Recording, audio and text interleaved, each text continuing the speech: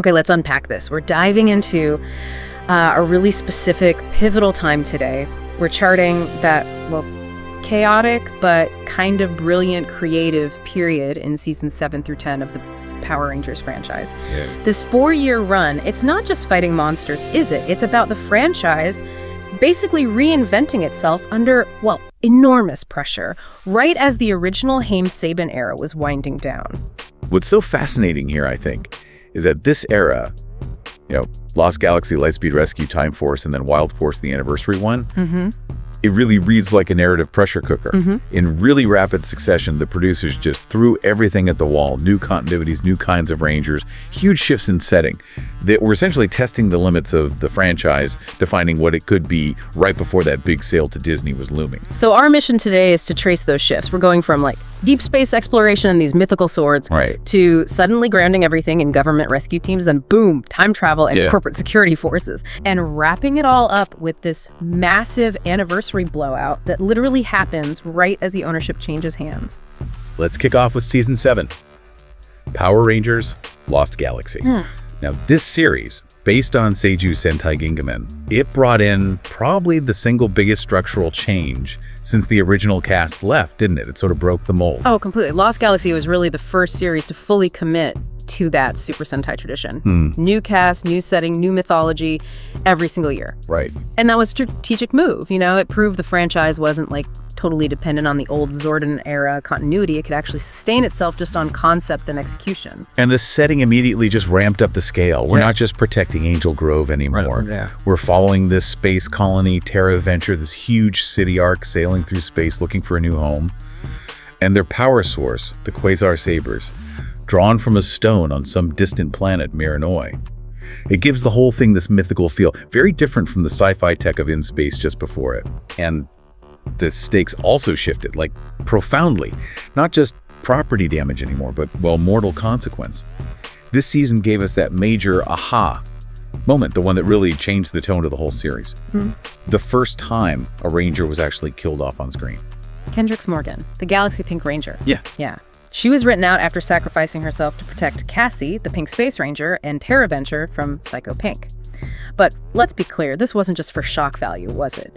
It signaled they were willing to hit these more emotional, more mature notes. That's the key point, really. I mean, yes, actress Valerie Vernon's temporary departure for leukemia treatment obviously informed the timing, but the story they chose to tell. Kendrick's passing the powers to Karome, former evil Astronema, before eventually being restored. It proved the franchise could handle real sacrifice. Even if they kind of walked back the finality later for, thematic reasons, it definitely broadened what they could do narratively. And that finale, it just sealed the deal with pure destruction. Pukina fuses with Deviate, becomes this, terrifying insectoid creature, and sets the crippled Terra Venture on a suicide course for the planet below. The Rangers literally have to destroy their main base, the Astro Megaship, to stop it. And they end up settling on Miranoi, but think about it. They blew up the power chamber before, now they've blown up the Astro Megaship.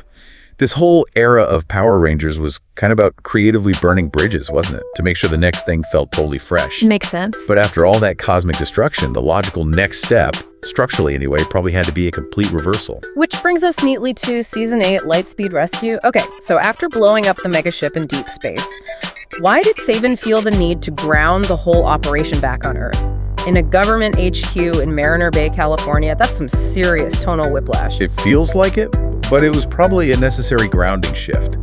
This season, based on QQ Sentai Go-Go 5, just ditched the mystical teens and magic artifacts completely. The focus shifted entirely to this government-funded organization, Lightspeed.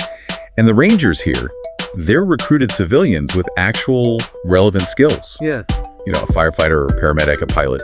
It proved the concept could work as this sort of government task force, relying more on engineering and training, not destiny. It definitely proved the marketability of totally different core concept. But what's really brilliant and kind of risky here is the introduction of the first ever American exclusive Ranger. The Titanium Ranger. Ryan Mitchell.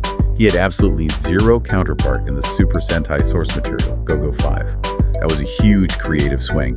And a major budget risk, too, because it meant filming a lot of original action footage, not just using the Japanese stuff. That's the key structural insight right there, isn't it? By bringing in the Titanium Ranger, Captain Mitchell's long-lost son, initially forced to fight for the demons, Diabolico and Queen Banshira, Saban was basically showing potential buyers like Disney, hey look, this isn't just a dubbing operation. We have the creative chops and the fan loyalty to invent our own characters, our own storylines, totally separate from the Japanese footage. And you saw that confidence reflected in the merchandise too, right? Yeah.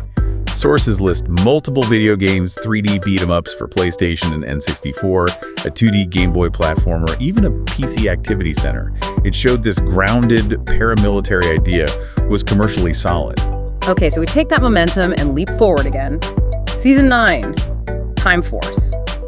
We're back to complex science fiction, diving into this dystopian future where officers are chasing mutant criminals led by Rancid. From the year 3000, yeah. Back to 2001. What's really interesting here isn't just the time travel itself, is how the plot uses that future setting to kind of comment on present-day anxieties. You know, early 2000s worries, especially about wealth and power. Absolutely. The present-day Red Ranger, Wes Collins, he's a rich kid, a socialite, and his billionaire CEO father, Mr. Collins of Biolab, he doesn't rely on the government or the Time Force cops from the future. Nope.